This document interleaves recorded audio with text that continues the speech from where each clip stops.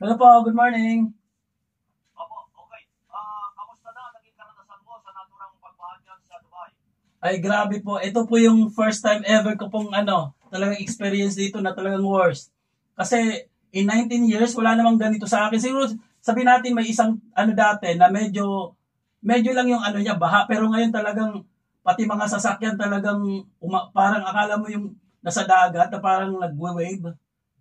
Kasi hanggang talaga, hanggang dito sa may sa may baywang ko yung tubig. Grabe grabe talaga ang baha. Ewan ko anong nangyari.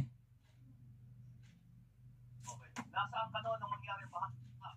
Nandito po ako sa Sharjah. Sarja. Opo. Ano yan, Sarja? Sentro ba yan ng Dubai? Bali, isang state po ng UAE. Bali, yung pinaka-sentro dito namin yung Dubai. Nandito kami sa isang state nung UAE. Isang Emirates.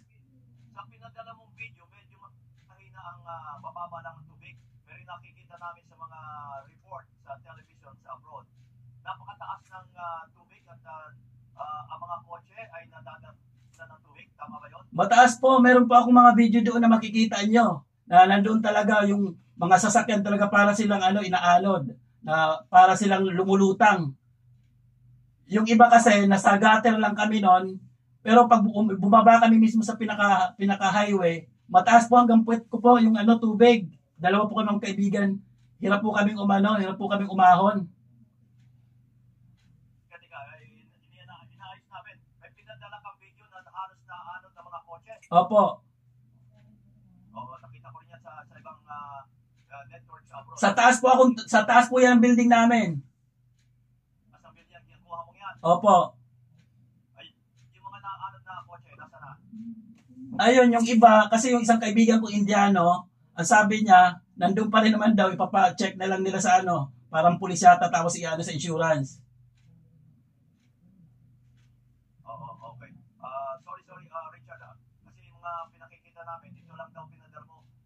Sabi ng aming kasama dito sa teleradyo. Ay, sayang, may tatlo pa akong na-send. Baka hindi pumasok. Babalik-balik yan eh. Ha? May na-send pa akong tatlo, baka hindi na nakaano. May tatlo pa ako na-send pa. Sige, check namin sa teleradyo ha. Opo. Mga technician namin.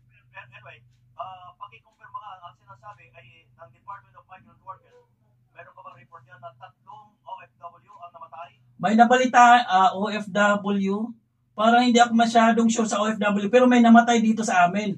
Dito lang banda sa may Amber, yung isang supermarket dito, parang nag-withdraw lang daw po. Pero parang ibang lahi yata, hindi ako sure kung Pilipino ba yon. Yung Pilipino. Anong lahi? Indiano daw, Indian ang namatay. Pero kabayan, hindi ko. Yun, nag-withdraw lang daw po. Ay, so wala kang alam kung may Pilipinong namatay dyan sa banyo. Ayun, wala ako masyadong Pilipino na naano dito, parang may ibang lahi. Anyway, May Pilipina? May Pilipina? Wala. Pakistani daw po. Pakistani at saka Indiano. okay. Richard, Opo. ano ngayon ang ginagawa niyo? May trabaho na kayo? Ngayon po, wala pa rin po kasi yung tawag dito yung highway talagang matubig pa rin. Hindi pa kaya.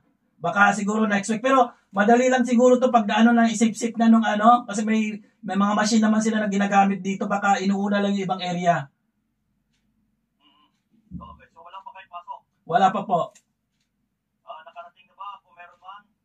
Kung kailangan ninyo ang tulong ng ating pamahalaan, meron ba? Dito so far, okay naman. Kasi tubig lang naman ang kailangan. Tubig na inumin. Okay naman, nagbibigay naman sa ibang building, nagbibigay naman ng tubig naman. Tubig lang. Kasi may friend ako rito, nakitulog na lang dito kasi wala silang internet. Yun lang naman. Hindi naman ganun ka basic. May mga tindahan naman na bukas. Then, okay. Okay. Ang transportasyon, pampublikong Wala po. Wala pong transpo. Hindi kaya. Stop muna. Okay. Wala ba kayong pangangailangan na pwedeng iparating namin sa mga opisyal ng ating pamahalaan? Dito sa amin, wala naman po. Kaya pa naman kasi may naman kahit pa paano. May konti pa. May supply kayo. May supply pa naman. Kasi yung mga before na last week lang naman kasi bigla may so may mga groceries naman kami. Tubig lang ayun. Pero yung tubig, meron naman nagbibigay. Okay. Anong oras ngayon dyan, Richard? Ano na po, mga 4:30, yan, mga 4:40, 4:40 in the morning. Umaga. Umaga na po. Richard?